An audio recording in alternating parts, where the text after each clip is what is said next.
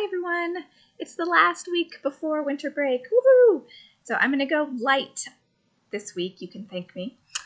Here's your orientation to the week. The topics are your wellness and your organization, specifically organizing your files. Okay, so we'll start off with our typical class discussion. This is what you're watching right now.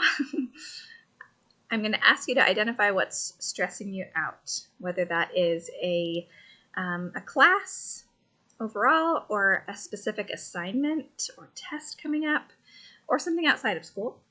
And then I'm going to ask you to do a wellness tracker. Finally, you're going to watch another screencast about how to organize your files into folders. And if that's something you already know how to do really well, then you don't have to watch the video. But what you're going to turn in for this assignment is a screenshot or a couple of screenshots or a video where you show me that you have in fact organized your files. Okay, I want to talk just a little bit more about this wellness part because some of you might be of the mindset of wondering, why am I doing this? What does this have to do with high school? Well, I just want you to know it has everything to do with your success in high school and in life. Here's why. If your brain is anxious, stressed, overwhelmed, or just not doing well, then it really can't learn. It's not primed to do your best work, to understand new information, and all of that. So they really are linked. In the wellness tracker, I'll bring that up so you can see it. What you're going to be asked to do is track how often you do each of these things. Okay, there's a lot of things. I'm going to ask you to track it all week. So I've separated it into categories: your body, your heart and mind, your relationships, and your vitality. Vitality means your active energy. Okay, so the first step is to set a goal for the number of days you want to do that thing, the number of days you want to do it for that week. In a few instances, I have indicated that it really should be as close to every day as you can, but for the most part, you'll see that's blank, and it's up to you to decide. One of the beautiful things about being human is that we all have similarities, but we all have differences. So these things benefit all of us, so that's a similarity. But in terms of differences, we each need a different amount. So, for example, my husband needs to spend time in nature and move his body more often than I do. I need things like journaling and reading more often than he does. We're just wired differently, but they benefit both of us, all these things. So real quick, under your body, I have mindful eating. I wrote mindful eating because that means paying attention to what you're eating and making choices that you feel good about, both cognitively and physically. So eating nutritious food most of the time. Personally, I like the 80-20 rule, but that's up to you. But the idea is that you're eating to fuel your body, not to numb your emotions or out of boredom, but you're eating food that really does fuel you. Number 2, moving your body in a way you enjoy. A million examples there. The research is fascinating on how good exercise is for us mentally, not just physically. Grounding practices. This is something I've learned about more in the last couple of years, but it's a different way of connecting our mind and body than just exercising. These include things like stretching, drinking cold water, walking barefoot, especially outside, but with the snow. Don't know if you want to do that, but it's the idea of going through your day, being aware of and connected to your body and not just only existing in your brain. Okay, spending time in nature. I think that's self-explanatory. Getting plenty of sleep. Adolescents need more sleep, and usually you don't get it. So this is definitely a contributor to your wellness. And then breathing exercises. The gold standard is to exhale longer than you inhale. So breathe in for 4 seconds, breathe out for 6. I'm going to keep going pretty quickly. Practicing gratitude has been definitively linked to joy.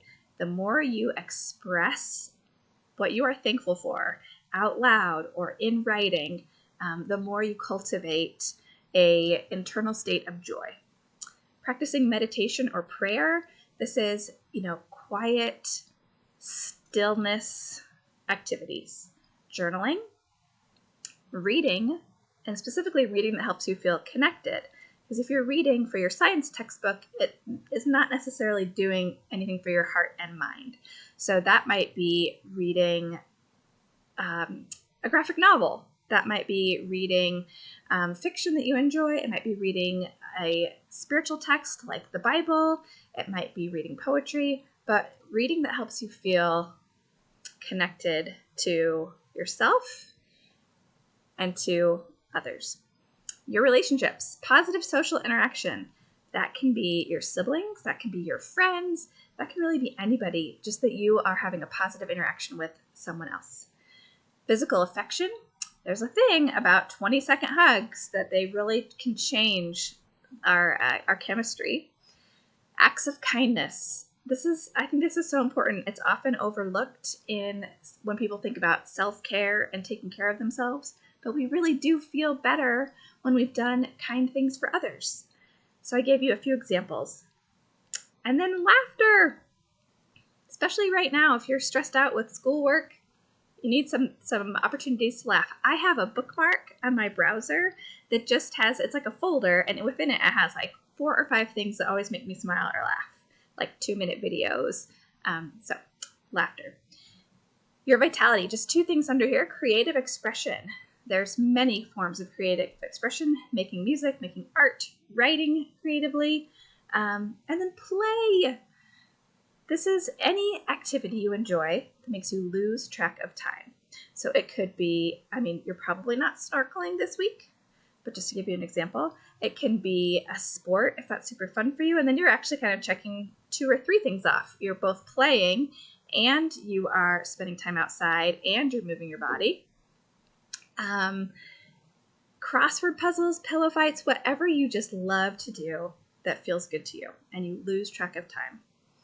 Okay, so you are going to pick for each of these, like, okay, let's say I'm not a journaler, I'm not really going to write, so I'm actually going to 0. I'm just going to skip that one and draw a line through it. That's fine, as long as you're doing a few things in each category.